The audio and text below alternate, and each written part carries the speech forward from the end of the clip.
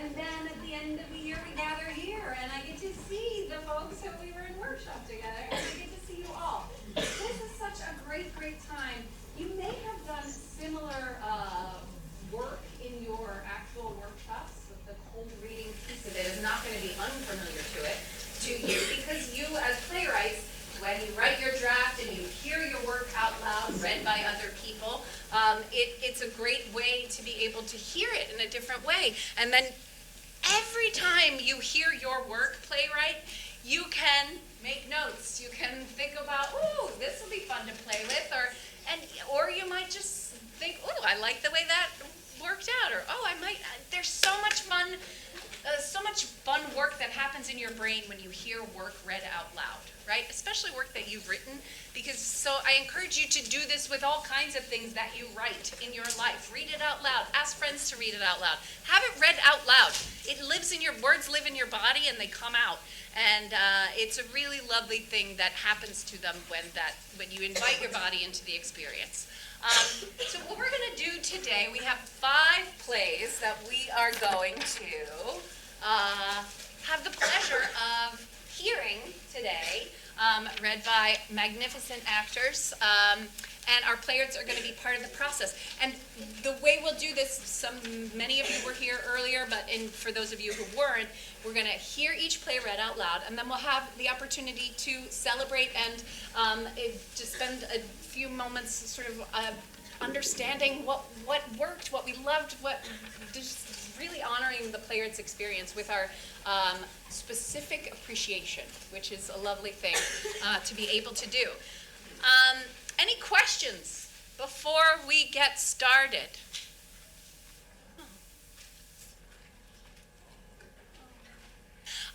Take care of your bodies. They will take care of you. Feel free to use the restrooms, drink water, etc. Snack if you need. Yes, excellent. What we are going to do, so what we'll do is we'll read, I'll call the actors and I'll say the name of the play, the playwright's name, have the actors come here to the stands. We'll hear the play, and then we will invite the playwright down, and we'll just spend a few minutes having a feedback session. And then we'll move on to the next play. And we will also have the ability to field questions from in real life people and from this machine that is such a glorious tool that we have. So we'll lead you through that as we go. Ready? Does that sound good? Are you ready to get started? Woo, I see a thumbs up. Yeah, let's give a shout. Let's give a cheer. Let's do it. Yeah. Our first play in this group of cold reading is How the Light Gets In by Emmett Stowell. And yeah, let's give a cheer for that play. We're going to invite to our stage here the actors for How the Light Gets In. Where is it? It is not on this list. Do I see it? Just a second. There we go. Nope. Do you have it? Is it on here?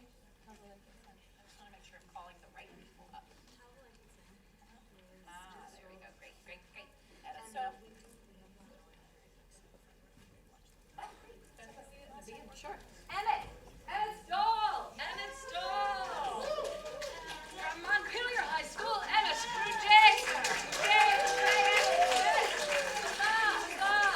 Emmett, please take a seat somewhere else around. Thank you for being here, and thank you for sharing your work with all of us. We're delighted. We also have a reading for Emmett's play. Kiana Bromley will play the role of Abby. And playing the role of Chris, we have Eric St. John. The role of young Abby will be read by Meryl Campbell. And as young Chris, we've got Jesse Cooper. Jesse. And reading stage direction, Lori Melbourne. All right. Is it okay for me to Oh, sure. hop in here? Absolutely. Are you? Wait.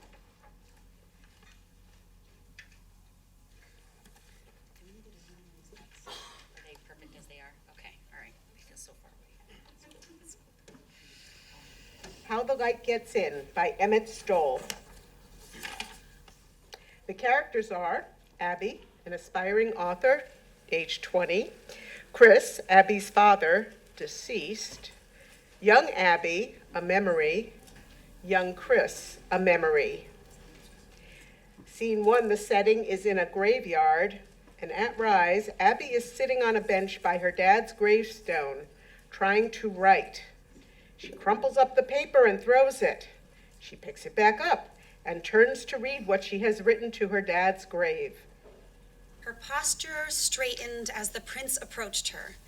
A flood of color washed over her face, and no, that line is no good. See, you would never write this. It's cliche and overused. I broke up with Jonas. He took up too much of my time. He was what was holding me back. Maybe I'll have time to date after I publish a few books. I mean, you only met Mom after you had already concluded the Seekers trilogy. I mean, why do we even date when we're young? Our careers are so much more important. Anyways, have to keep writing. I need some good ideas. Everything I write is trash. Ah! Abby crumples her paper and throws it. She holds her head in her hands. When she picks her head back up, there are tears in her eyes. Long pause. I miss you, Dad. I really miss you. I don't know if I can do it without you. Abby looks up at the setting sun. It's getting late. But maybe I'll write a few more pages. Abby is engrossed in her writing. Chris enters and sits on the bench next to Abby without her even noticing. I know it's hard, but you'll be all right. Abby looks up at Chris's face. She jumps up suddenly. Chris stands. Dad? What? How? Dad, I failed. I can't be an author. It's just, I can't. I don't have the words. I don't have it. You know, you had it, but I don't. I should just try to, I don't know, get a real job, move on. I have something to show you. Chris waves his hand, lights up on young Abby and young Chris. This is the first time we read The Hobbit. We stayed up all night watching the films. Please, Daddy, one more. I don't know. It's getting late, Abs. Please. Fine. One more. We ended up watching all the Hobbits and the first Lord of the Rings. You said to me that you had to take notes just in case you accidentally ripped off Tolkien. That is perfectly reasonable. Everyone has to read The Hobbit. If I stole something, they'd riot. Chris waves his hand. Young Abby looks distraught. Young Chris comforts her. I will never get it done. I'm going to fail, get kicked out of school, not go to college, and die alone. You can do anything you put your mind to. That's cliche. It's true. This was in 4th grade when you put off writing your short story until the night before. It only took you 4 hours and you got an A. Young Abby exits. Young Chris tiptoes to the piece of paper young Abby was writing on and writes a few words. I knew you edited it. Just a few grammatical mistakes. It was very good on its own. Plus, I needed to make a point. What? That you can do anything, even if it's hard. You can be anything. That's still cliche. It's still true. Chris waves his hand again. Young Chris hugs young Abby. I am so proud of you. I did it, Dad. I did it. A writing champion. I raised a writing champion.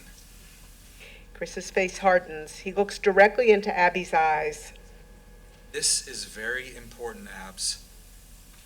1, you have no idea how proud I am of you. The most gratifying part of being a father is raising your kid to be better than you. You will be whatever you want to be. The world will not remember Chris Staines, the writer. They will remember Chris, the father of Abby. And I wouldn't want it any other way. 2, what kind of ice cream do you want? I won the New York Times Young Writers Competition. They published my short story. Do you remember what it was about? A dragon, I think. He lost his mother and was raised in captivity.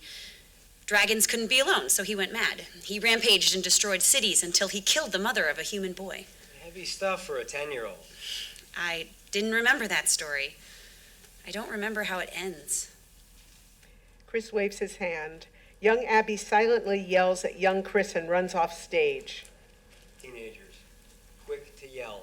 Why was I angry? I tried to convince you to have a visit with your mom.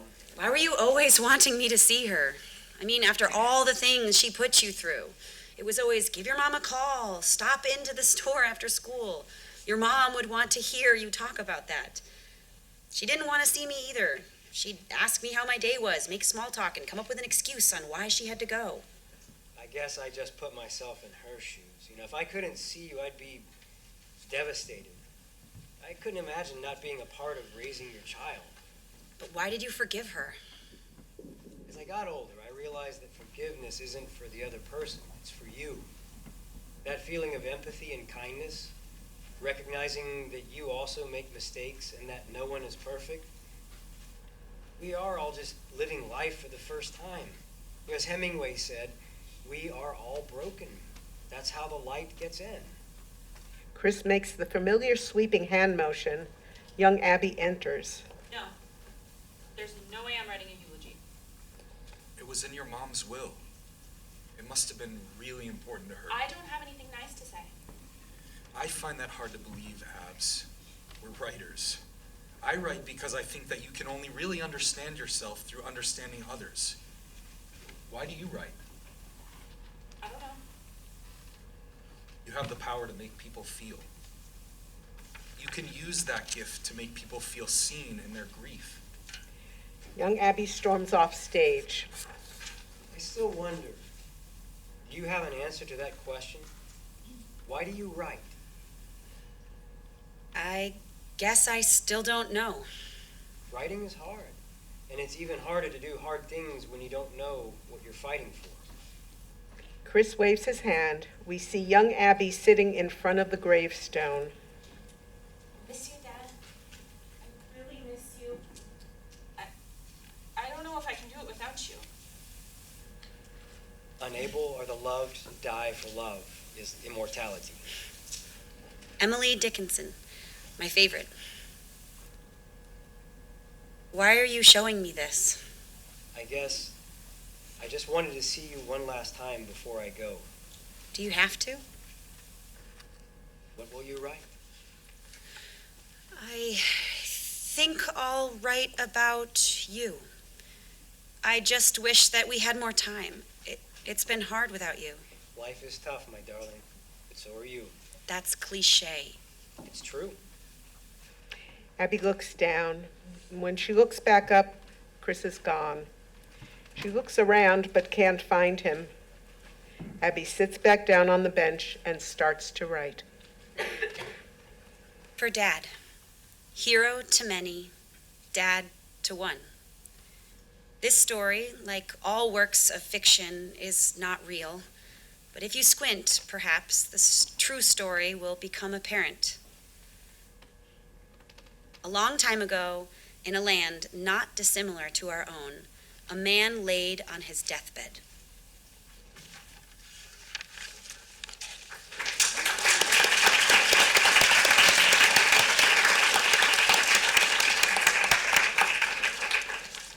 Thank you so much. Emmett, will you please join us on stage so we can celebrate your play? How the light gets in.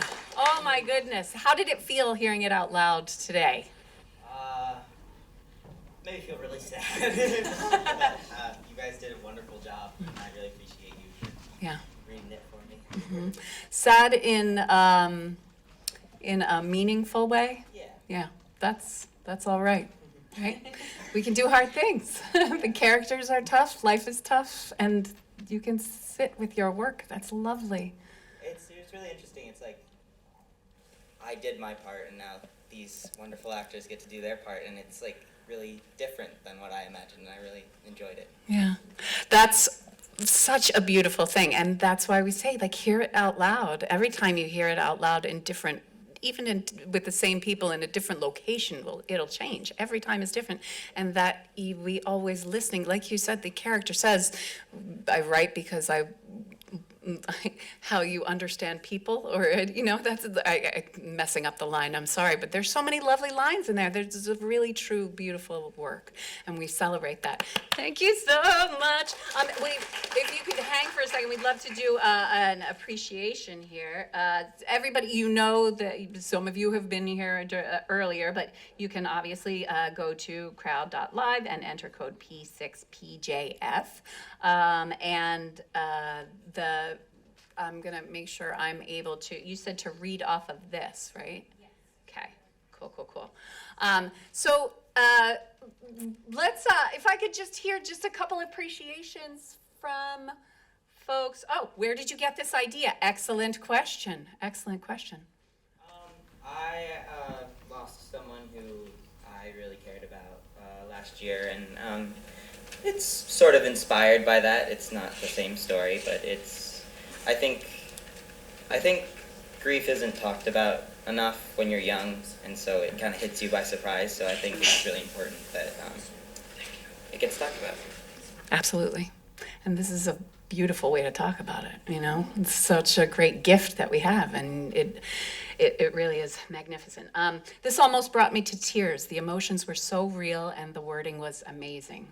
It's true, there were so many turns of phrase that just really, really worked so well. Wow, that was so powerful. I loved it so much. What did you envision for the father as he was speaking to Abby? Was he a ghost? Was it all in her head / memory? I was actually expecting this question. I'd say, what do you think it is? I don't like to tell. Yeah. Secret. Good question. Anybody want to field it? What did you all think when you heard today's reading of it, and Abby's father was interacting with her? She's at the grave. The setting of the play is at the grave. What did that feel like? Anyone? Yes. I wondered if she was asleep. Ooh. And that, next to the play. I'm going to echo so other folks can hear. You wondered if maybe she was asleep, or... And they kind of came together in that moment. Yeah, actually, that was in one of the earlier versions. She fell asleep in front of the grave, so that might have stayed in a little bit. It's lovely, too, because you're addressing that. You mentioned grief, and there is a characteristic of it that there's this liminal time or space in it, that things are don't feel quite real, and yet they are very, very real. And it's hard to understand intellectually, but you feel it in your body, and having that be a question is lovely for this play, I like how you repeated the cliche. Oh, that was fun. Did anyone else, a little snap if you felt like that there's some structure to this, that the daughter reprimanding the father, no, that's cliche. There's a structure there, that their relationship is built around this work, and the language in it is. The play was very powerful. I love Emily Dickinson too. Yay, love that. I love the way that play was very powerful. I love the way you had the dual plot lines, but the same characters. That was lovely. Do you want to talk a little bit about that? The memory, young Abby and young Papa, and then juxtaposing the two scenes or two areas of focus. Yeah, I realized with a reading, probably the characters could have just read. There could have just been two, but for a stage envisioning how I was gonna thinking about staging, I really wanted that sort of memory to feel very fluid, and then the solidness of the actual characters, Abby and Chris. Yeah. Love that. Great, thank you. I love the way you had the dual plotline with the same characters. This was so well written and meaningful. Grief is such a hard thing to explore. Death has so many unknowns, and it makes life predictable. You make a statement, and it was true. Growing up without someone you used to know is hard, really hard. This is beautiful. Thank you. Thank you. there's more coming. I can't see that. Oh, I love the layout and how you have past and present versions of the characters. That was awesome. Magnificent work. Are there other questions that are coming up for folks? Any appreciations? Any other thoughts? Do you have questions for your audience?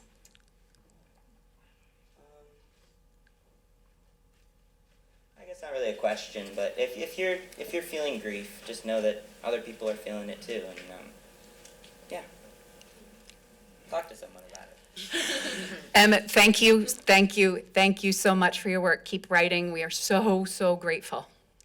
Woo!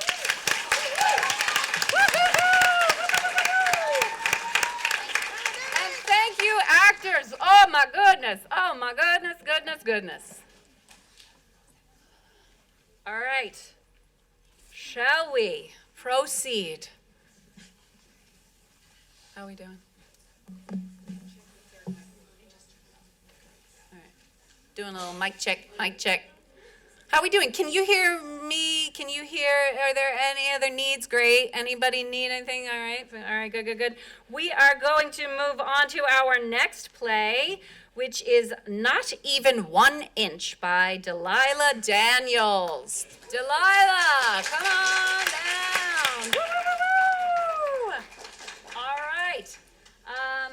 And Delilah's play will be read by the character of Jacques, will be read by Seth Jarvis. Woohoo! Seth. The character of Claire will be read by Carly Bennett. Woo, come on down, yay. The character of Mark will be read by J.R. Cox. Woo, come on down. And the character of Monsieur Police will be read by Jesse Cooper. Come on down, Jesse Cooper. And our stage directions will be read by Merrill Cameron. Woo-hoo! All right. And without further ado, you can introduce the name of the play. Okay, this is Not Even 1 Inch by Delilah Daniels from Spalding High School. Characters. Jacques is a man, tall and brutish. He has a French accent, speaks without punctuation. Claire owns a bakery and is too tired for this, also French. Mark is a young man who enjoys his job and is hardworking. Monsieur Police, exactly what he sounds like, over the top and loud. Setting, outside a bakery in Paris, Texas, on the early morning of September 11th, 2001. At Rise, Claire is about to walk inside and start baking, but Jacques is standing in the way, blocking her entrance. Bonjour, how are you today, monsieur? I'm fine. It is a wonderful day to stand on this corner and not move at all, not 1 inch. Not this again, Jacques. You cannot just stand there. You are blocking all of my customers. What, customers? It is a very still morning. Nothing has even happened today. September is a boring month. Nothing ever happens, especially not on September 11th. Jacques! Do you want to know the only thing of note that has happened in this year 2001? What? It is Shrek, man. I love that big green one. Go away. I need time to bake the croissant. You very French croissant. Fresh croissants can kiss my very French tush. I am not moving. Sacre bleu. Tell me you do not mean it. No, I mean it, Claire. Jacques spits on the ground. That is what I think. There is no conceivable way I am to move from this spot, not even 1 inch. But... I said I am not moving from this spot, not even 1 inch. Good day. Mark enters. Hey, boss. Bonjour, Mark. Jumping Jesus on a pogo stick, doing backflips for the Virgin Mary. Jacques, get out of here. I'm sick of this. Mark, you're still as witty as something with a lot of wit. Now watch as I hit you with the back of my hand. Jacques raises his hand at Mark, but Claire stops this. No! Yeah, what day is it again? I gotta clock in. Is it September 11th, 2001? What does that make the date? 9/11? Yes. Ugh. We cannot have you doing this every second Tuesday, only odd months, except for the one that is February 10th in 1998. What would your wife think of this? My wife doesn't love me anymore. Oh, Jacques, I am so sorry. I was not finished, woman. Dear God, your voice makes me feel like a pig sitting between a Jewish and Muslim butcher with the third approaching looking very Catholic. Jacques, calm down. Is this why you're being so damn uppity today? She fell for some schmuck named Jason Allard, Jason Dingleberry, more like it. Jacques twirls his very French mustache. Jacques, pause when you speak, please. You don't need to get it all out at once. You surprise me just how little brain power someone can survive on. You're so stupid. Well, let's hope my stupidity isn't contagious. I'm about to introduce my stupid fist to your soon-to-be stupid face. On guard! Jacques, off! Jacques, off right now. Jacques, off! This is not even how you beat correctly. Use your hands for something better. Jacques, off. You are so bad. Jacques, off! I am going to call the police, you brute. Stay right there. Good. I already thought today was a good day to not move from my spot, no matter who says to me. I'm so excited to not move from this spot, and not even 1 inch.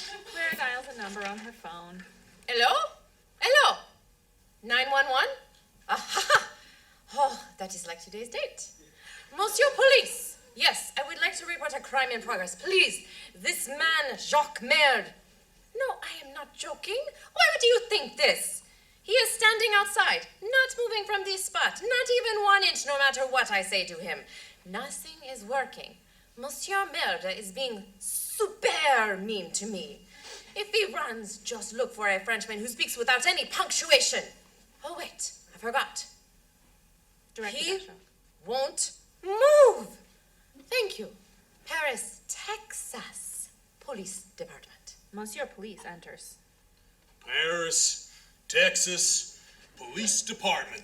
Monsieur Police pulls a cowboy hat out, putting it on his head and tipping it. You called? That was quick. Don't mention it. The audience usually doesn't like it when you point out plot holes. Everyone stares at the audience for a beat. Well, this is Jacques Merde, and he is not moving.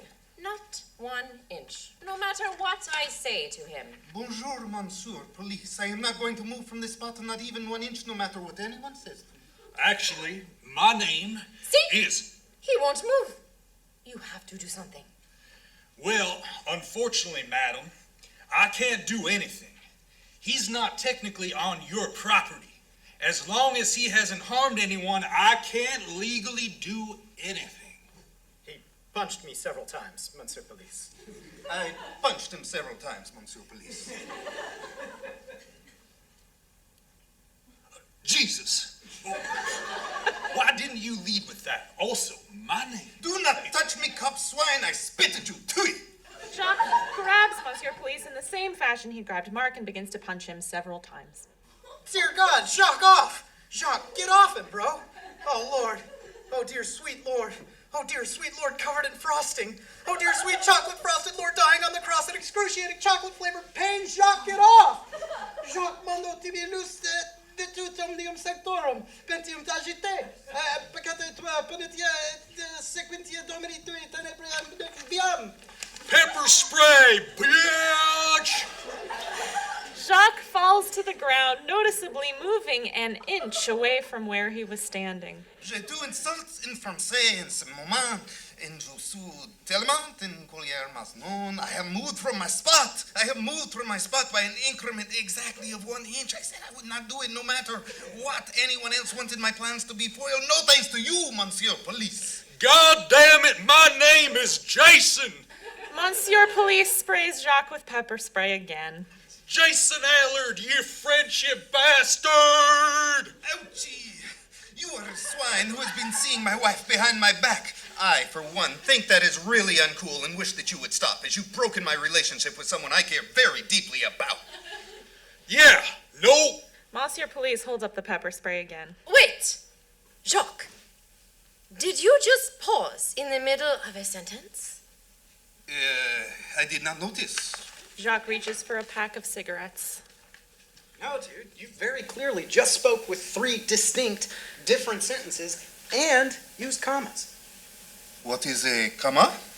Jacques lights his cigarette and gets up. You know, that thing you use to pause in the middle of a sentence. Like, if I want to write today's date, I'd write September 11th, comma, 2001. What am I talking about? Clearly you don't. I still think this is cause for celebration, though. Monsieur Police, bring us to the nearest airport. We're going to France. Claire, Jacques, and Mark jump in the air, posing like an early 2000s Disney XD character for a freeze frame. About that. The end.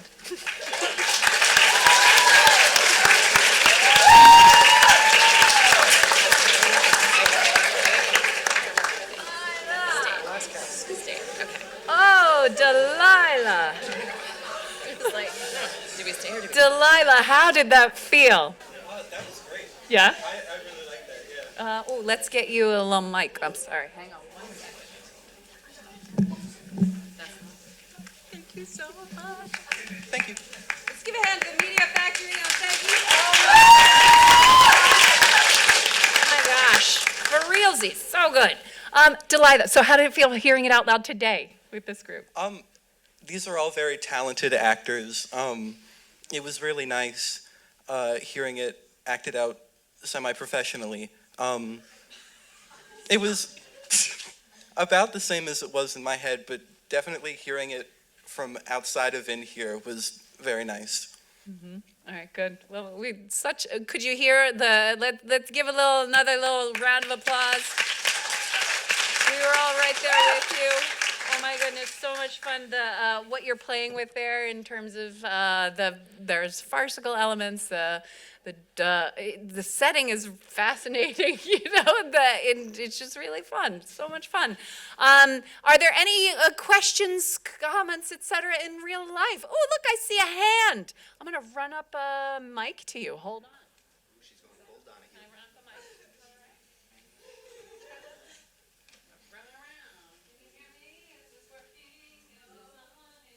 Oh, look at that. Can you hear me? Yay. Thanks for raising your hand. Were you the person who wrote the play about shrimp last year? Yep, that's me.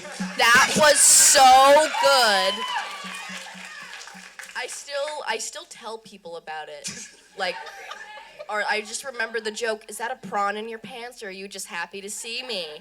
It was so good, and this isn't really, I guess that was a question, but this is more of a comment. You have a way of creating a show that has such a comedic flow, and it's not it doesn't come off as overly funny, it's just kind of casually funny, and I really love that. You do a fantastic job at writing comedies. Thank you. Of course. Thank you so much. Yay. Anybody else in the audience? I see a hand over here. Yay. Love in real life. I really loved how you very casually kept mentioning that this event was happening on 9/11, but nothing happened that would suggest a disaster is going on anywhere else. Which because now we understand that something was going on, but it wasn't apparent in real life, so I just found that really funny that you just slipped that in there. Yeah, that was definitely on purpose. Yeah. What inspired you to add that? Just because I thought it was really funny really bringing out the irony of the situation, in which the characters don't know that 9/11 just happened, but we as the audience know that. And then as the play goes on and nothing happens because of it, I think it almost brings a false sense of tension. Yes. I thought the character Jacques was really funny and out of pocket. That was really funny whenever he talked. Is there a reason why you chose Paris, Texas? Because I could make the joke of French people in Texas. Originally, the setting was only Paris, and I didn't mention that it was in Texas and it was going to be revealed. And I guess I put it in the stage directions and didn't fix it. Look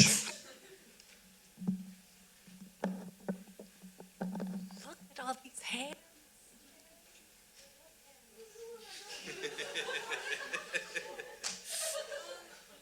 When they were Disney XD posing at the end, did I hear the cop go about that? You did. no airport for them because 9/11.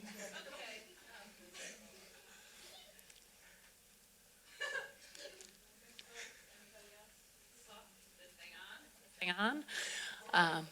All right. This comedy was incredible. I love your sense of humor. Please make more plays. Unlike most things, every repeated joke got more funny each time. I loved your play. It was very funny, yet still an amazing plot. How did you come up with this plot? Okay, so the idea that Jacques is standing in front of the door to this bakery and not moving at all came from a game that my group played with Seth, in which there were two people, A and B, and a chair. Person A needed to sit in the chair or they would die, and person B could not let person A sit in the chair. And just that idea of,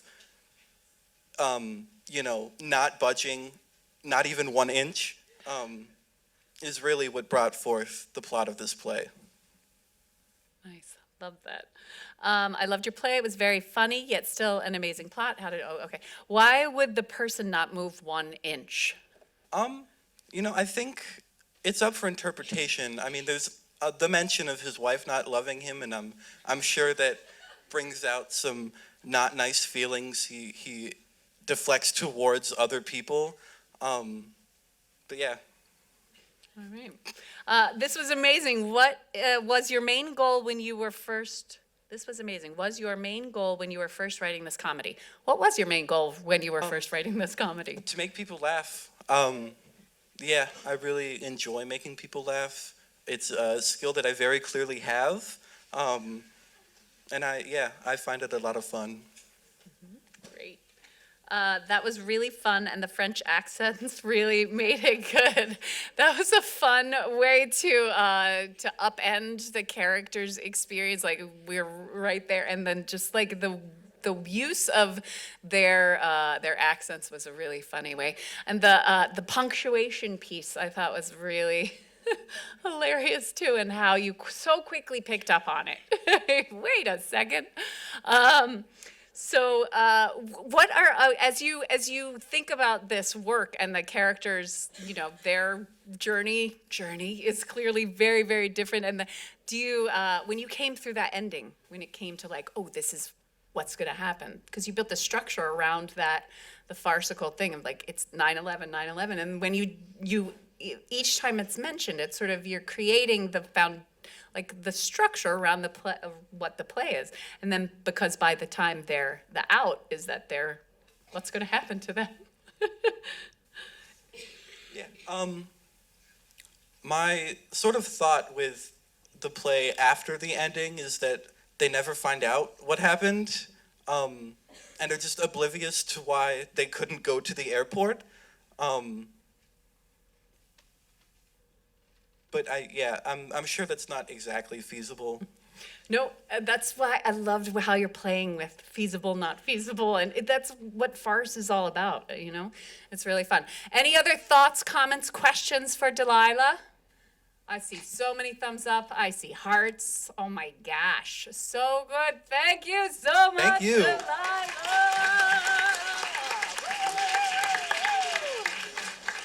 And thank you, actors. Thank you.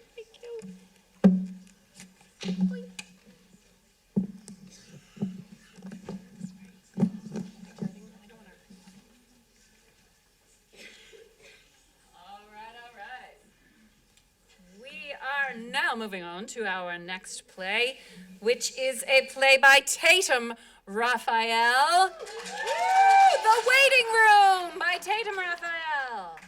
And we're going to call to the stage. Playing the character of Ash is Eric St. John. Eric St. John to the podium. Playing the character of Paz is Jesse Cooper. Jesse Cooper, come on down. All right. Playing the character of Steph is Kiana Bromley. Kiana Bromley, come on down. Playing the character of Aubrey is Meryl Cameron. Meryl Cameron, come on down. And the stage directions will be read by J.R. Cox. Come on down. Come on down.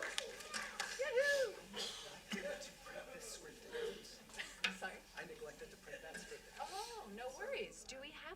to one of those scripts, or, how many folks, maybe, because I don't have, we're gonna, hang on 1 second, we're gonna just take care of a little bit of business and be right back with you. Sorry, everybody. You're doing great, you did a great job. You didn't do anything, no need to apologize, oh my God. It's strange because I read it.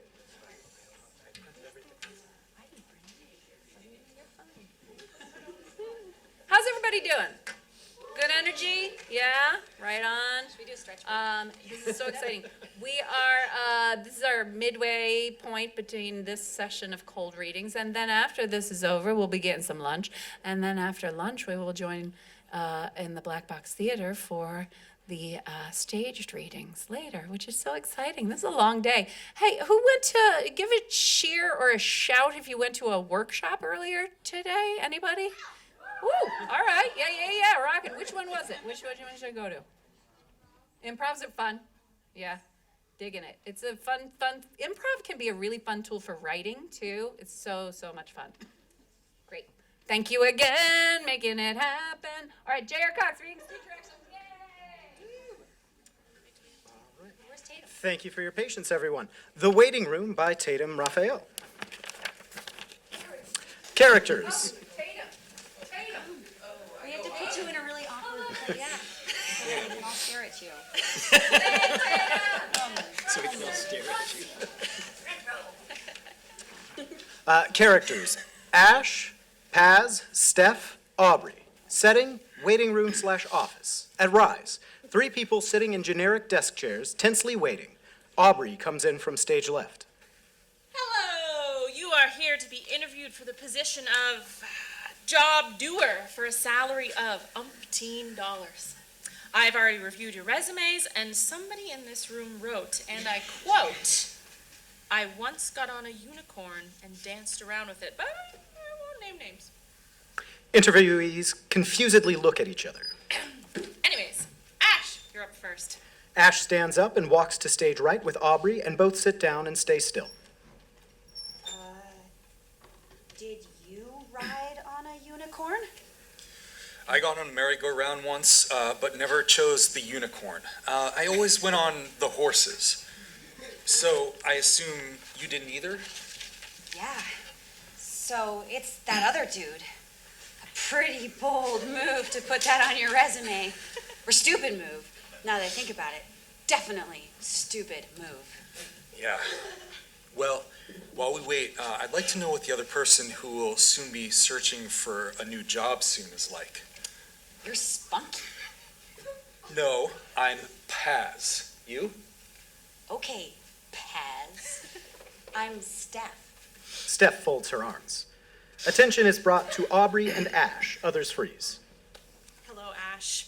Your job application was amazing, but so were the others, so I'm going to interview you to truly see if you deserve it. All right, ask away. Well, firstly, you didn't really mention why you wanted this job in your resume. Just experience. So tell me, why this? Well, to be completely honest, there just aren't many other jobs, and I really don't want to get paid minimum wage, and I don't get a day off if I'm dying. Valid point. Next, your application is put together amazingly, but you seem to have only gone to art school? This isn't a painting job, you know that, right? But what do you need to do this job? A doctorate in existing? Valid point yet again. Note the applicant is highly irrational. Aubrey scribbles notes down on a notepad. That is all. Thank you. May you call Steph? I'm interviewing them next. Will do. Ash goes to stage left. Hey, Steph. Aubrey's interviewing you next. You should go there. Steph nods and goes stage right and sits down. Ash sits down.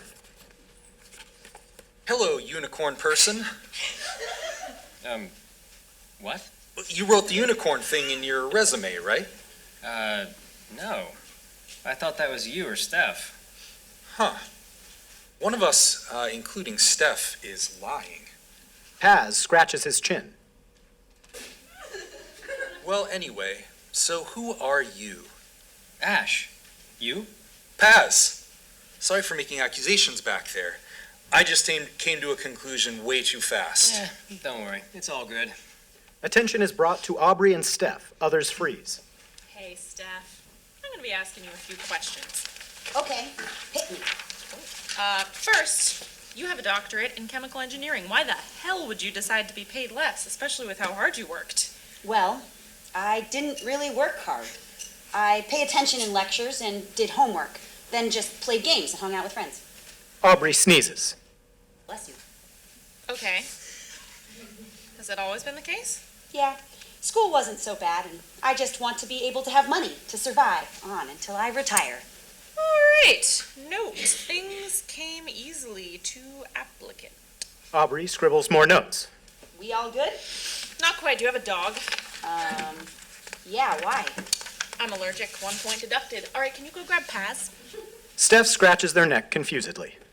All right, I guess. Steph goes to stage left. Hey, Paz, you're up. Okay, thanks. Paz stands up and goes stage left to sit down. Steph takes Paz's chair and sits. So why did you write about a unicorn in your resume? Okay, I already talked to Paz about this. I didn't. You might have, and Paz might have. We all denied it, so it's not necessarily me. Jeez, how was I supposed to know? Sorry for bursting out. I just didn't want to explain it again. You just did. Shut up. Well, if you didn't write about a unicorn, who do you think did? Hard to tell. I don't have a great judge of character, especially if I just met him.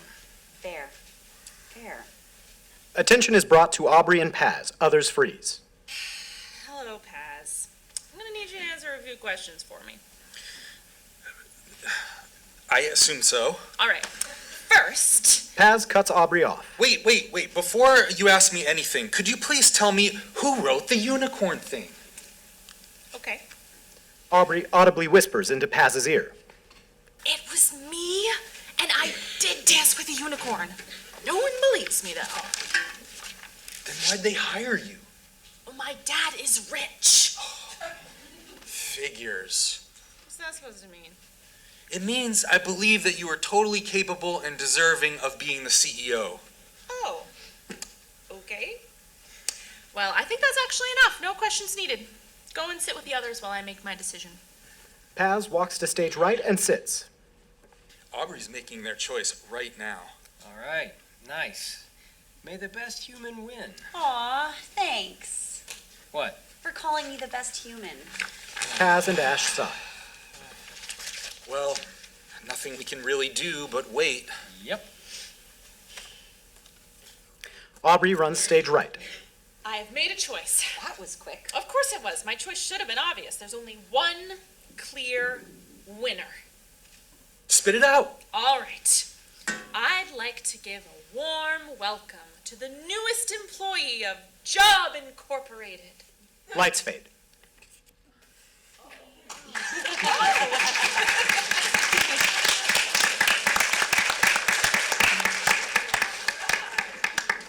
The audible gasp. Could you hear? Oh, leave him hanging. Nice. All right, thank you so much. Come on up, Tatum. Bravo. I'm going to get you a microphone.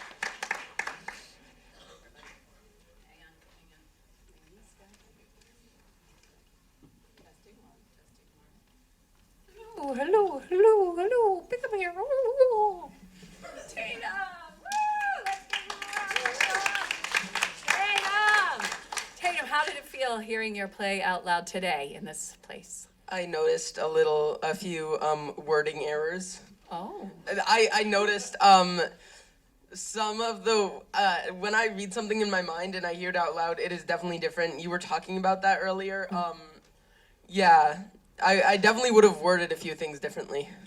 This is why I ask this question. I ask it every time you hear your play out loud because it's important to even just pause.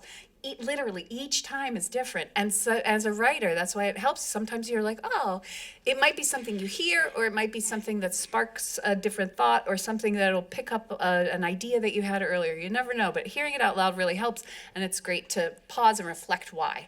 So that's great. What appreciations, what are some things that we were feeling that we loved was working in Tatum's, the draft of Tatum's play? Anyone? I see a hand. hold on. No, you hold on to this. You hold on to that. I'm gonna bring this over here. We got 2 mics. Nice. Thank you. Hello. Look, I saw your hand. Sorry. No worries. Oh, shit. Now I forgot. This is a lot of pressure. What did you?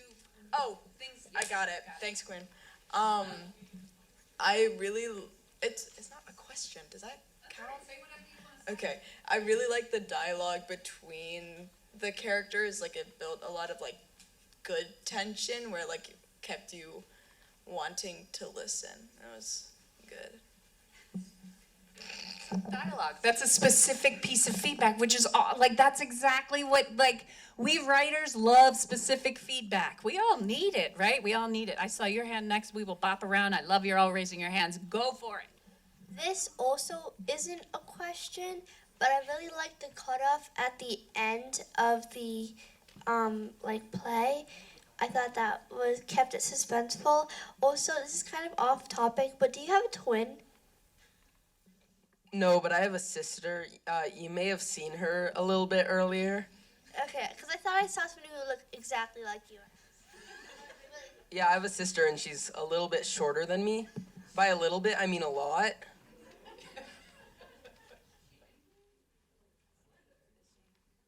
Okay. I really liked your play. I have like 2 questions. Well, first one, how did you like come up with the plot? And my second one was why did you decide to end it like how you ended it?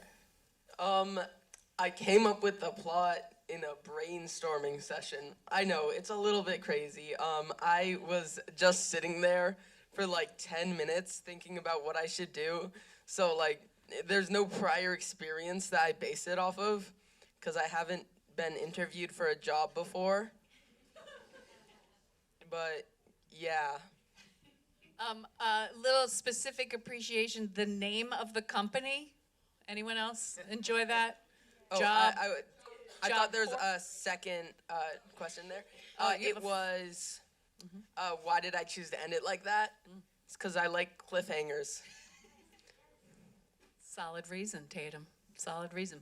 That's you get to make your work. You like cliffhangers. You can play with cliffhangers.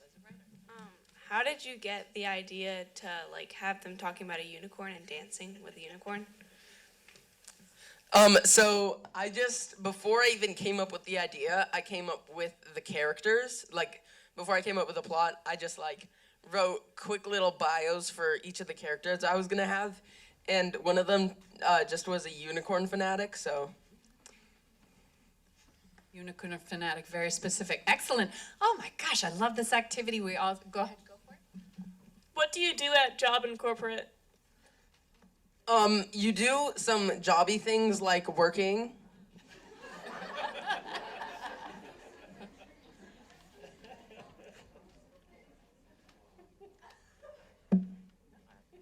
First off, I am big mad about the ending. So, I'm sure other people want to know, who got the job and why? Aubrey got the job.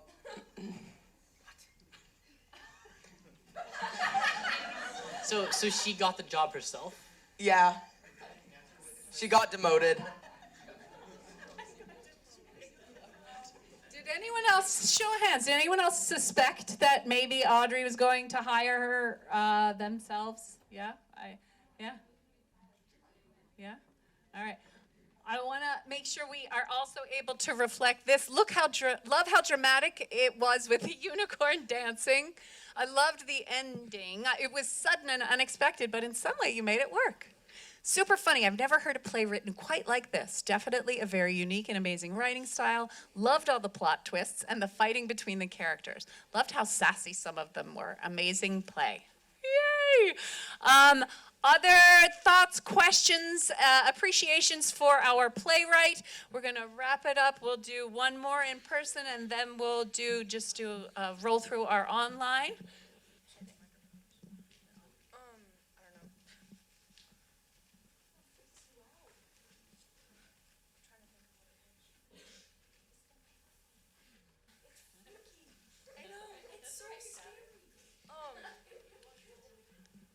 the first thing that you thought of when you wrote this?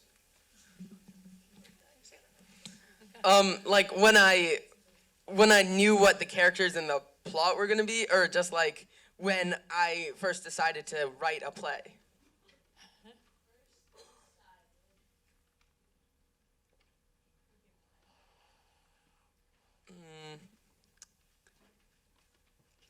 I'm not quite sure. It was a little bit ago, but I like to think that the first thing I thought of was something. I love how you also mentioned brainstorming exercises. Give a little snap in the air if you as writers really like to have exercises or writing exercises, things to spur you on, brainstorming. Are those things useful to you? I find them incredibly useful. All right, cool. Where did the inspiration for the job interview come from? Have you ever been interviewed for a job? You answered this. Yeah, I have answered the previous part of the question. I have sadly not been reached out to for a job. Guys, I'm currently single in the job sense. So like, if you could like give me $100K a month, then like that'd be all fine and dandy. So just a fair request. Do you have 3 separate endings in mind? One for each of the 3 applicants. Ooh, fun. Actually, no. I didn't think much about the play after I finished, and the most recent time I thought about it before today was like 2 days ago. So, yeah, I came up with Aubrey getting the job on the spot, so. All right, well, you can also play with that. All right, good. So any other questions, in-person reflections? Last one, here we go. Come on up. I don't know if this was already asked, but what came first, the idea for the interviews or the characters? The characters. I named the characters, wrote the bios, and then decided on the plot. All right, well, thank you so much, Tatum. Everybody give Tatum Raphael a big round of applause. Thank you, yay, thank you, and thank you, actors. We're gonna move on to our next play. Got 3 mics in my hand. Thank you so much. We are gonna do the next play is by from BFA St. Albans, Annalyn Blow. Annalyn Blow, come on down. We are so excited to hear your play, One Last Dinner. Our actors playing the role of Asher is J.R. Cox. Woohoo! Playing the role of Ellie is Meryl Cameron. And playing the role of Server is Seth Jarvis. Woo!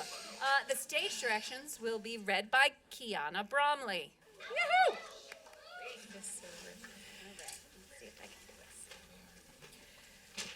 One Last Dinner. Characters: Asher, Ellie, and Server, setting the couple's favorite restaurant. At Rise, the couple is celebrating their 5th year of dating at their favorite restaurant when the both of them struggle to share how they feel towards each other. Asher is about to ask Ellie a question when the server comes. Asher takes Ellie's hand into his, shaking, and begins talking with her as the server comes forward. Hi, can I take a moment to tell you two about this evening's specials? Yeah. Yes, that would be lovely, thank you. Great! If you were looking to start off with any apps this evening, we have a delicious caviar and salmon dish that consists of smoked salmon topped with caviar with a mouth-watering truffle drizzle on top. Now, for... Yeah, we'll take that. Sounds good. Ellie gives Asher a glare from across the table. Did you have any other specials? Yes! We just got a shipment of premium lobster tails from the East Coast that we broil and serve with a garlic butter glaze and a side of risotto and a house sauce. It is just to die for. Ellie chuckles at the outgoing server, while Asher is a bit annoyed and uneasy. OMG, this is so silly of me. Before we even start thinking about food, you two are clearly having a very special night, which is why I cannot recommend anything more but our very own 1978 Merlot red wine. Yes, we'll take 2 glasses of that. Asher breaks eye contact with the server to hint his departure. Ellie, So, I've been, us. We've, Yeah. Us. Ellie, do you remember the night we met? Of course I do. We were at the same party. Your brother was there. Nothing else mattered. All I cared about was getting your number. But I said no. But you were so perfect, I couldn't take no for an answer. You found my number through my friend. You ignored me for a week, but... Asher, I need to... Your wine! Server places glass in front of the couple. Oh, thank you. Your appetizer should be out in around 5 to 10 minutes. In the meantime, have we decided on the main course? Yes. No. The two look at each other a little frustrated. I can help you decide. Server pulls up a chair and sits beside the couple. Oh, you didn't have to... You definitely didn't have to. You really can just give us a couple minutes and we'll be ready. What? No, this is my pleasure. The couple looks at each other uncomfortably while the server takes out a children's menu with crayons and begins filling the puzzles. Actually, I think I'm ready to order now. Yes, we can... So, what were you thinking then? I think I'll take the Wagyu burger with... Are you sure that's what you really want? I really recommend our sirloin with mashed potatoes. No, I'll take the burger. Medium rare with fries. With a cup tanned and wide-eyed, the server whispers to Ellie. Someone woke up on the wrong side of the mattress today. And for you? I'll just take the Caesar salad, please. The server's shoulders drop and he puts his head down and responds in a sad tone. Yeah, I'll get those right in for you. Back to what I was... Asher, I really need to tell... No, Ellie, I really need to tell you something. You are the light of my life. I have never loved another soul like I love yours. Ellie... Here's your appetizer. I would just like to inform you that our kitchen is a bit behind at the moment, and we're looking at a 20 to 25-minute wait time. Are there any other refreshments I can get you in the meantime? Just some water. Some more of that expensive wine would be, I'll just get both and be right back. Server speed walks away with his arms at his side. Ellie sighs, realizing Asher isn't going to stop his speech as he once again takes her hand in his own. We should probably wait until he's back with the wine before we even attempt a conversation again.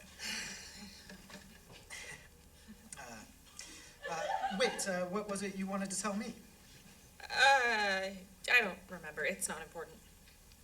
Are you sure? It seemed... And here is your wine and water. I'm sorry, I don't understand. There's only wine here. Oh, no, there's definitely water. Where? Well, I am glad you asked. In relationships, there are just so many things disagreed upon, and it's so important to meet in the middle for relationships to last. This is why I took it upon myself to create the compromise of a 50-50 water and wine ratio.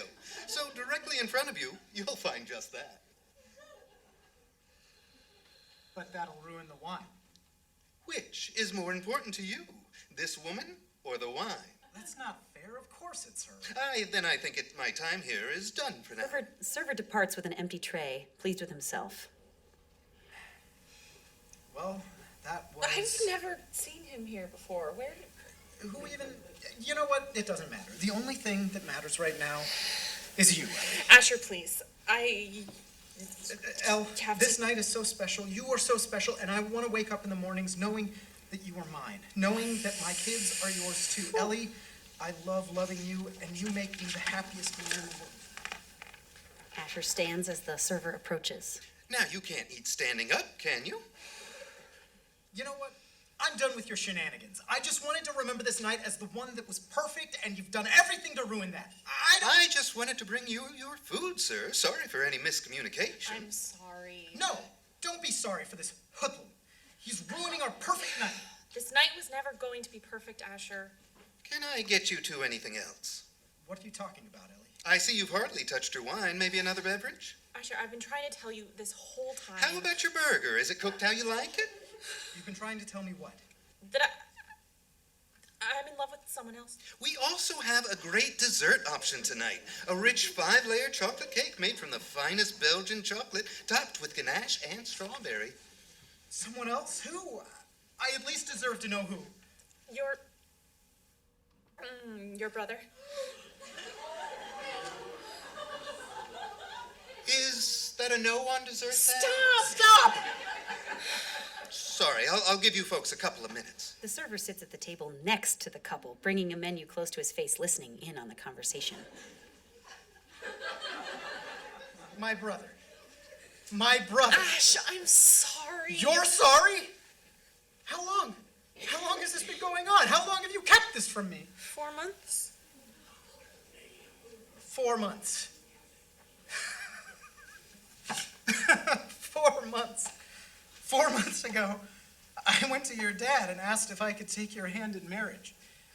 You were probably sleeping with my brother right upstairs while I asked. Server! The server stands up immediately and runs to the table. Yes, sir? I need 5 shots of whatever you have. This is a fine dining establishment. We don't typically indulge in bar behavior. Make it 7. Server departs, searching to make his guest happy. I should probably leave. Yeah, you probably should. Ellie gets up and grabs her coat. She leaves a $100 bill on the table for dinner and walks out the door. The server then approaches with a tray of 7 shots. Here we are, sir. Where did your date go? Oh, you didn't hear? She's gone. Well, in that case, I can keep you company. Rather than arguing, Asher allows the server to sit with him while he begins taking the shots he ordered. You want to get out of here? Yeah.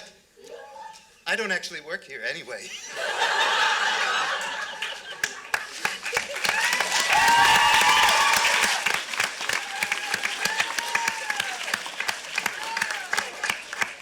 Oh my goodness gracious. Adeline, how did that feel? Let me get you in the mic. Oh, yeah, great. Fantastic. Oh. Yeah. So which one? The green one's not working. Awesome, thank you. Adeline, thank you so much. Let's give another round of applause. Yay for Adeline's work. Adeline, how did it feel hearing it out loud in this space? Yeah, so, I don't even remember writing that. That was months ago. Hearing that, actually, the end of that, I don't remember writing that. That was like hearing that for the first time in my life, actually. I don't remember writing that. So when you submitted your draft, it was like that you hadn't heard it out loud, like what you submitted. I don't remember if I heard the end of it. I think I heard the beginning of it, reread it as a class, but I don't think the end of it had been officially submitted at that point, so I never actually heard it like officially read. Yeah. So I think I just submitted it, got it in by the due date, and then I was like, all right, and then I was like, oh, I won, and then I was like, here we are. So I just kind of forgot what I wrote, and then so that was just kind of surprising. I was like, oh wow, I wrote that. So it's kind of funny. And how did so I was like, oh. were you pleasantly surprised by hearing Yeah, it? it was actually good. Yeah. I thought the actor choice was really well. I like that. Nice. That was nice, yeah. All right, good. Thank you so much. All right, any in real life appreciations, specific comments, etc.? I see, Lucy, I see your hand. If you, I'm going to come over, hear your question, and then repeat it because we only have one working mic like that. Lay it on me. What's the question? You want to shout it or you want to? Okay. Okay, cool. How did you come up with the character of the waiter? Can you repeat that question so other folks can hear that question? How did I come up with the character of the waiter? That's a great question. I don't know. I think I just, I came up with the original aspect of the two, having completely different ideas of what they were going into with the dinner, and then I was like, that is too much, drama, and it's too sad. I was like, I need to make comedy. So I was like, we're going to throw in a waiter who does not belong there. He's going to be doing crazy things. And then, so I just, he was like, that's the only other person that you're going to find at a dinner, I guess. So he was the only one I could really throw in there. And then, so I just, I don't know, gave him every possible aspect of clumsiness and not belongingness I could. Great. It's a great effect. Any other thoughts, questions, suggestions, appreciations? I see a hand way up there. Can I just shout it out? Yeah. So I feel like the end kind of implies that the waiter and the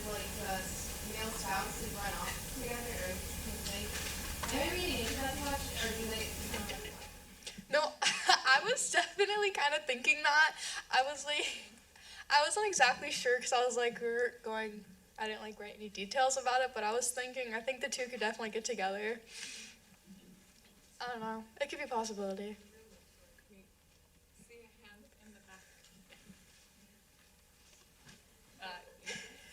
Yeah. I give the waiter interrupting at the critical moments of them about to have like the deputy partner conversation is so real. Like, and I'm a teacher, but I've been a waitress, so it's like I need to go off to a table like at critical moments. So I found it hysterical. Really, it's so true to life. You're doing a great job with when the interruptions happen. Thank you. How did you come up with the idea of the like girlfriend being in love with his brother? I have no idea. How did I come up with the girlfriend being in love with the brother? I think, because originally, in the beginning of the play, I said there was something about his brother being somewhere, and then I was just like, oh, she can just be in love with him, I guess.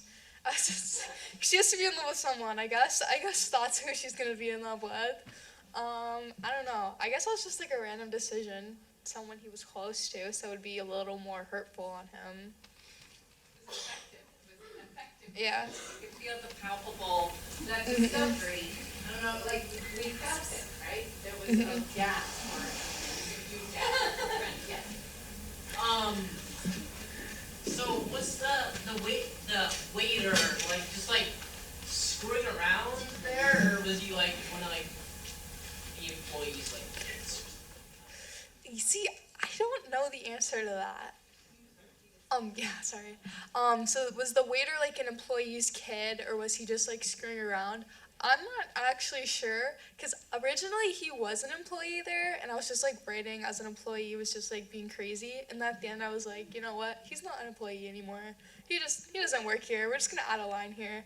And it added a lot of humor to it, and I thought it was a good line.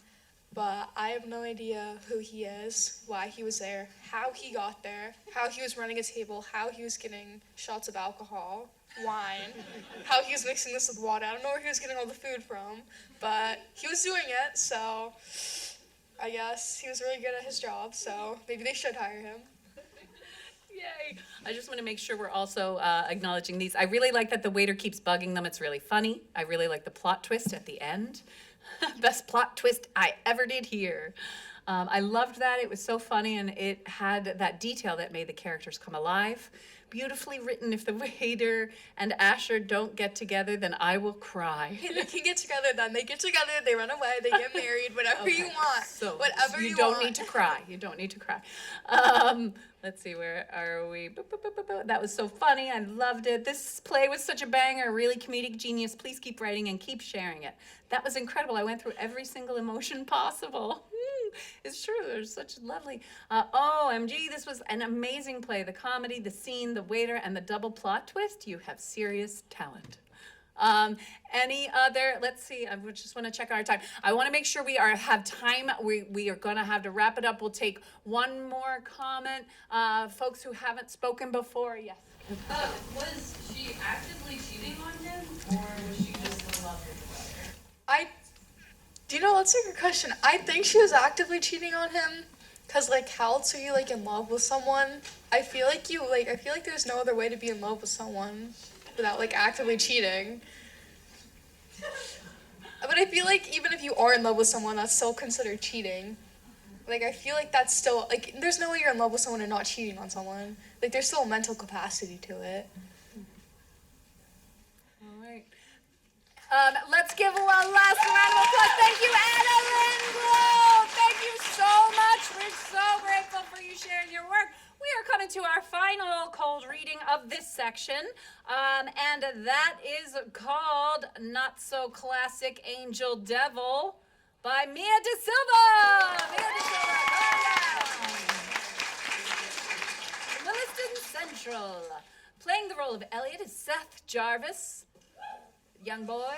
Fun, playing the role of Fun is J.R. Cox. And playing the role of Responsible is Carly Bennett. And the stage directions will be read by Kiana Bromley. Woo, woo, woo, woo, woo.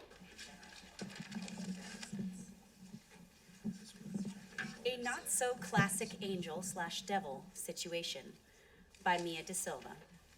Characters: Elliot, 11-year-old boy. Fun. Half of Elliot's brain wants to make Elliot have fun. Silly, naive, and has an attitude. Appears as a little kid. Responsible. The other half of Elliot's brain wants to keep Elliot safe, serious, intelligent, appears as an adult. Setting: a kid's room. At Rise, Elliot is in his room studying. Fun is throwing a tennis ball up and catching it, seeming bored. Responsible is looking over Elliot's shoulder, watching him as he studies. I'm getting really tired of studying. Then why are you still doing it? Because it's important. If we don't study, then we get bad grades and be in big trouble. You sound like Mom. Maybe because Mom is responsible. You're impossible. Guys, stop it. Yeah, you heard the kid. Let's go outside to throw water balloons at the neighbor's cat. This seems like too much work for an 11-year-old anyway. That actually sounds kind of fun. No, definitely not. That would be irresponsible. Look, I'm fun. You're responsible. It's my job to help us have fun, and you're here to... Why are you here again? I keep him alive. If it wasn't for me, Elliot would be a small stain at the bottom of the Grand Canyon. Whatever. They do this every day, arguing back and forth. Whatever? You little... Guys, I can't focus. Would you all stop bickering? I need to ace the test tomorrow. You know how important it is. We'll have fun later. They grow up so fast. Wow, the emotion, the drama. Guys. Yeah. Yeah, fun. You use a lot of italics when you're talking. Yes, because I need to emphasize the things that matter. Is there an accent on the word donde? It means where. Responsible pulls a cell phone out from one of their pockets and starts typing on it. I think so. Nobody cares! It only has an accent when it's used in a question. Boring! If you say one more thing, Fun, I'll make you eat my uncle's cooking from last Thanksgiving. It's still rotting in the backyard, and I think it's turning a shade of neon yellow. Mime's zipping mouth shut. Thank you. Now, I'm gonna go get a snack. You two better not argue much while I'm gone. We should come. No, it's all right. I can get a snack without you guys. Also, this is a test. I want to see if I can leave you two alone for a minute without something bad happening. Elliot exits the scene. The boss is gone! Woohoo! Hey, no partying. We should wait here patiently. Nah, let's go into the parents' room and steal that cool moose head that's mounted on the wall. What? BRB, let me go get that deer face. Fun starts to run out of the scene, but Responsible grabs the collar of Fun's shirt and gently pulls them back. Hey! No. Yes! No. Fun stomps his foot and throws the tennis ball at Responsible's feet. Yes! No! Elliot enters the scene with a plate of crackers. Why are you guys yelling? Responsible and Fun look over at Elliot. Nothing? You think I'm that oblivious? No, of course not. We were... So you see... I can't believe you two. I leave you alone for 1 minute, and you're already screaming loud enough to shake the houseplants? Everyone says that my brain must be a crazy place, and they're right. How am I supposed to live my life with both halves of my brain acting like a bunch of squirrely toddlers who didn't get their afternoon nap? Responsible and Fun are staring at Elliot, surprised by his outburst. Elliot stares at them back, waiting for an answer. So? How am I supposed to live like this? I'm deeply sorry. Yeah, what they said. Answer my question. How am I supposed to live like this? You can't. Exactly. So are you going to help me, or are you going to keep yelling at each other every time I leave the room? We'll help. We promise. Okay, good. Now, who wants crackers? Me! Me too. No, just me. Let the best go first and the worst get none. Hey! Fun sticks out their tongue at Responsible. Responsible picks up a cracker and slowly chews it in front of Fun's face. How dare you? The crackers will be mine! Fun tries to take the crackers from Elliot, but Elliot pulls them away. Guys, seriously, you said you'd be helpful. Yeah! Elliot fixes his gaze on Fun. Responsible doesn't deserve crackers. You guys are impossible. Elliot puts the plate of crackers on his desk and storms off. Dang. fun? What was that for? I was simply stating what was correct. You idiot. He left because of you. You know he makes stupid choices without me. Elliot quietly enters the scene and stays to the side, eavesdropping. And he gets super depressed without me. Everyone needs fun in their lives. I guess the truth is that he really can't live without either of us. Wait, so neither of us is good nor bad? I thought this would end up as the classic angel-devil situation. No, we definitely are both helpful in some ways. And I think it's good that we're different. I guess we balance each other out. But just saying, if it was the angel-devil thing, you would be the devil. You laughed at my joke. Fun brings their hands to their face. Is this how it feels to get along with you? Fun and Responsible stare at each other wide-eyed. That's crazy and weird, but I guess it's for the best, since we haven't been much of a help to Elliot, and we both have to live together inside one skull. Yeah, we've been as helpful as a dentist who feeds you candy, or an anti-deforestation activist who cuts down trees, or... Oh, okay. I get it. Enough similes. Oh, finally. It took them 11 years to figure that out. Well, I'm glad you two are finally getting along. We're really sorry. Right, Fun? Well, first, Elliot has to apologize for scaring us. What seems worse, surprising someone or making over a decade of their life challenging? This is a toughie. You know I'm joking, right? Of course, I'm sorry. All is forgiven, but I seriously need to finish studying. All right. Hangs their head, then quickly looks up. Can we eat crackers while we do the boring stuff? The boring stuff can be fun, actually. Did you know fun in Spanish is divertido? Yo soy divertido. What about those crackers? Sure, we can eat the crackers. Fun leaps towards the cracker plate and grabs a handful of crackers off the plate and shoves them into their mouth. But only if we promise to share. I promise. I don't know if the other side of your brain will, though. Crackers stuffed in their mouth, chewing.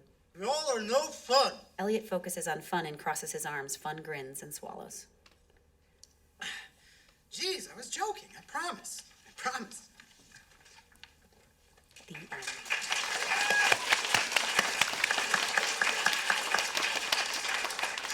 Woohoo! All right.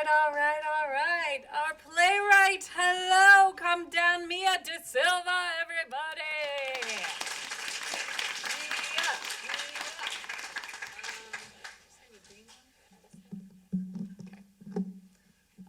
Mia, how did it feel hearing your play out loud in this situation? Really cool and kind of scary. It's terrifying, isn't it? Give a little, raise your hand in the air, shake it all about. If it's scary to share your work, is it scary to share your work in any way, right? Thank you for doing this, and thank you all for doing this. What a hoot, oh my gosh. What are some appreciations, specific comments, things we wanna, if you could shout it out, I wanna give this to you. This is yours. We have one. Dynamic between the three, like how Elliot is in the middle of like the two, like being responsible and doing what you're supposed to versus like just being able to be free-spirited. I really like that. Great. Thank you. Dynamic, yes. A friend over here. Okay, so actually in my psychology class a little while ago, we were talking about the id, ego, and superego. So I guess fun is kind of the id, kind of irresponsible. Ego being the person, and superego being overly concentrated. I guess being responsible. I don't know. I just connected that. Nice. That's great. Such a fun connection. Hang on, I saw your hand first, then we'll go over here. Okay, go ahead. What made you think of the idea to do like this Disney play? Say that again. What made you think? What made you think of the idea? Sorry. What made you think of the idea? Well, sometimes, like, in old cartoons, there'd be, like, an angel and a devil, like, looking over like a character's shoulder. And sometimes I think that it seems like it's more fun and responsible. Like, so that was my idea for this play. Love that. Friend over here. I like that it's like it's very sibling very fun and responsible. They definitely have like a big sibling, little sibling kind of thing going on. Yeah, I have that experience. I have that dynamic. Yeah. Friend up in the back. I liked seeing you write it and seeing how it changed between when we read it aloud and now. And I thought it was really good and still surprised me and made me laugh. Thank you. I love that too. As you go through the workshop, the thing you begin with and then the thing you end with, they're different, and it's just by doing it and just playing with things. It's a really fun way to be able to come through this and to see your work now, thinking about where you started with it. Right, friend over here. I really like your play and I like the concept of it. There's like when it's the two characters, are they like in his head and like only he can see them, or is it like other people can see them? Because I know like they were eating crackers and stuff like that. So like, are they more in his head or not? Yeah, I mean, I guess I didn't make that super clear, but it's only in Elliot's head, and he's the only person that can see them. Great. Other friend in the back. Yeah, so we think about Elliot like listens to responsible work or like the fun stuff. I feel like this is like responsible work. Like, what do you think? I don't know. I guess he's listens to both sides. I like that. It's a good question. It's also a question that you don't have to have an answer to. That's what's lovely about the work, that it's did anybody else feel a connection with the character of Elliot's struggle? Yes, it's like a great way to bring forward something that is a really common experience, but in a specific, fun, funny way. I want to make sure that I'm capturing these appreciations. Love how you wrote this. I laughed out loud a couple times. What inspired you to make it Spanish homework? Lovely, good question. Because I've had that experience. I'm taking Spanish, and I've had to do some studying for tests. The line, I am muy divertido, is just like, it's a really funny way to bring that forward, that the reminder of using it as Spanish homework in the play, those specific ways that you bring it out in the dialogue is really fun. If this was to be an acted play with costumes, unlike the angel and devil look, what would the vision be costume-wise? Okay, so Fun would have, yeah. So Fun would have like one of those beanies with the little propellers on the top there. He'd probably be wearing some like sports jersey or something, being like a younger kid. And responsible, like, don't really know, like maybe a scarf or something that seems very like, makes them look intellectual, I guess. I love that, and I love how it activated you. And just in writing exercise, did you ever sketch them out? I'm curious. Did you? Yes. I love that. Play with drawing, play with writing. Like, it helps. It's all part of like how we make our ideas come to life. Who do you listen to more, Fun or Responsibility? It depends. I feel like it's hard to like balance both of them in like life, I guess. Yeah. Yep. I really love how it was mostly the emotions talking. How did you come up with this? Is there an experience that inspired you? Not necessarily one experience. I've just thought of it before, that like making a decision to like do something fun or responsible. Yeah, great. Why didn't you conform to the normal angel and devil on your shoulder? Like why I didn't do that? What I understand from this phrasing is that I appreciated the title of the play, and then connecting that the characters actually say, well, normally it's you're upending a convention, or this idea of, well, normally it's one or the angel or devil, good, bad. And I love this idea that you're bringing forward, that it's not about good, bad. They're different parts, right? Yeah, there's just pros and cons. Yeah. But what made you sort of think about how to, the idea of the angel, devil, or good or bad? What made you kind of think about that differently?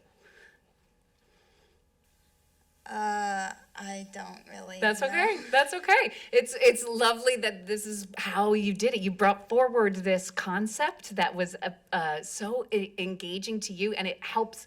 We all connected to it. Like you could feel us all. We're right there with you with your characters and your words. Thank you, thank you, thank you so much, Mia. We are so glad. Thank you so much.